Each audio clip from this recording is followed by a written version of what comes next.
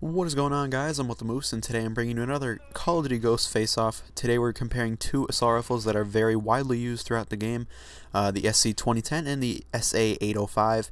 So honestly, guys, this is a pretty good comparison. Both are, have their abilities that they're better at, but each also has something that kind of makes it worse than the other. So I think it'll be a good comparison. I hope you guys stick around for the whole episode. So without further ado, let's get to it. First off, we're going to start with damage. The SC-2010 does 35 damage at close ranges and 20 damage at its furthest reach. That means it'll be a 3 to 5 shot kill. Its 3-shot range is 25.5 meters, a pretty good range, and its 4-shot kill will go up to 36.2 meters. After 36.2 meters, it'll be a 5-shot kill for the rest of its range. The SA-805 has a damage of 40 to 25, so 40 damage up close and 25 at a distance. This obviously means it'll be a 3 to 4 shot kill, which is obviously 1 shot better than the SC-2010 at its furthest reach. And its 3-shot range is much better than the SC-2010's because it's 35.5 as compared to 25.5, so obviously that's a 10-meter difference. That's pretty large. You're almost going to be doing a 5-shot kill where you could still be doing a 3-shot kill with the SA-805, and obviously a 4-shot kill with the SA-805 will be 35.6 meters and to maximum range. Obviously, the SA-805 has a major advantage in damage, both in its amount of shots to kill and in the range that it kills at. So if you're looking for a high damage weapon, the SA-805 is a pretty good choice. Now moving on to rate of fire, the SC-2010 has a rate of fire of 750 rounds per minute, while the SA-805 has a rate of fire of 769 rounds per minute.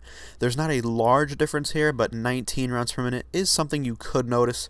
You probably won't, in all honesty, especially if you're burst firing or shooting maybe 5 to 6 shots at a time. But if you're holding down your entire magazine, you'll definitely notice that the SA-805 will be empty quicker. This obviously means the SA-805 has a minor advantage in rate of fire, but overall they're pretty similar. Moving on to reload time now, the SC-2010 has a reload time of 2.8 seconds when it's loaded and 3.3 seconds when it's empty, whereas the SA-805 has a reload time of 2.76 seconds loaded and 3.76 seconds empty. So when it's loaded, the SA-805 has a very minor advantage, and when it's empty, the SC-2010 has a pretty large advantage of 0.4 seconds. That's a pretty hefty advantage in reload time, but that's only if you use up your entire magazine, and this often doesn't happen. You usually do not, at least I don't usually empty my entire magazine when I'm shooting, so it's not something you really need to worry about too much. Then again, the SC-2010 does have an advantage in reload time. The magazine size of each of these weapons are both equal at 30 without extended magazines and 45 with extended magazines, so obviously there's no advantage to speak of there. The only real thing that you can differentiate with these two is that the rate of fire on the SA-805 is higher, so the magazine will be emptied quicker. Now onto our final statistic, which is recoil. There's no official recoil statistic. I kind of just do it based on my own thoughts after testing it in the game.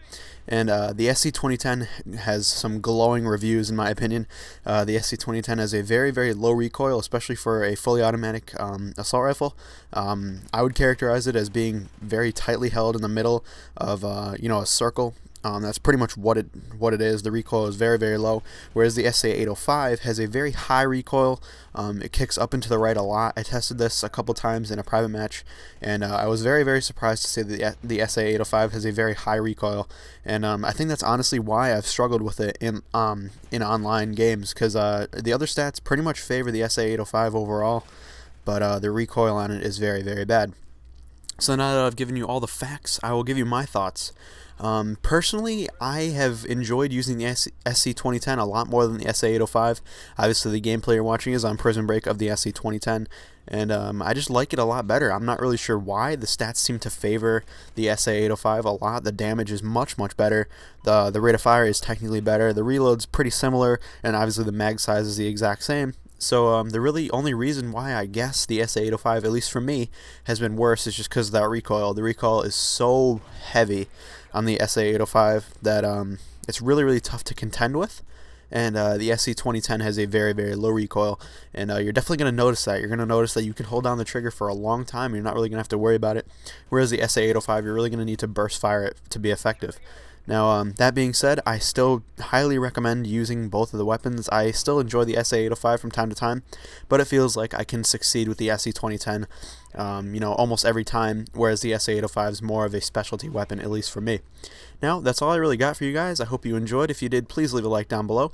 If you want, you can check out the previous Ghost Face-Off episode in the description below. It'll be linked there for you. Thank you guys for watching, and I'll see you later.